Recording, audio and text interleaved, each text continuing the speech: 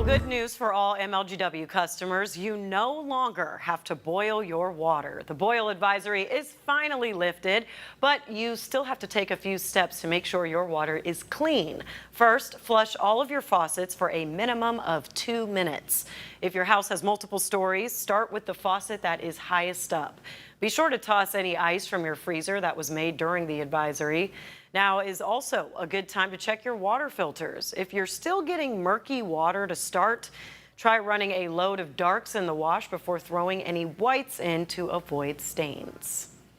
And hours before MLGW lifted the boil water advisory, the utility's CEO Doug McGowan told city council members that he was pleased with the overall response from this winter storm, but he admitted that the city's infrastructure needs improvement to withstand future extreme cold events. Our Stephen Pimpo spoke with McGowan and MLGW customers who are still living without water. And Stephen, how many water main breaks did MLGW have to deal with?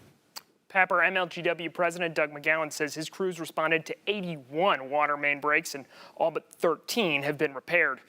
He says they also received nearly 4,000 calls for busted pipes at homes and businesses and expects there could be even more. McGowan says Memphis infrastructure dates back to the 1930s and age plays a major role in these extreme winter weather events. An example of that is the Sherwood Forest neighborhood near U of M.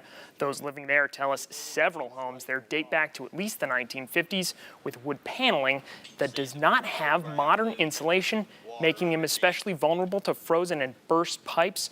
William Turk says that's what happened to his house, leaving him without water for close to a week. He says several of his neighbors are in a similar situation.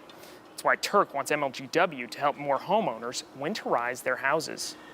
People with disabilities and, hardship folks that own their own homes, I think they need to help them with a little more winterization around the house. I'm trying to work now with them. Turk told me he's currently going through the process of having MLGW help winterize his house through their Share the Pennies program, which provides grants to lower-income homeowners to make those kinds of repairs. Pepper. That is a good program. All right, Stephen, thank you. Well, over in Arkansas, people living in Helena, West Helena, are going on day 6 without water. Over the weekend, Walmart delivered at least 2 trucks with cases of water to the area. City officials told us they could be without water for up to 2 more weeks. That impacts about 2,000 to 3,000 people in the area.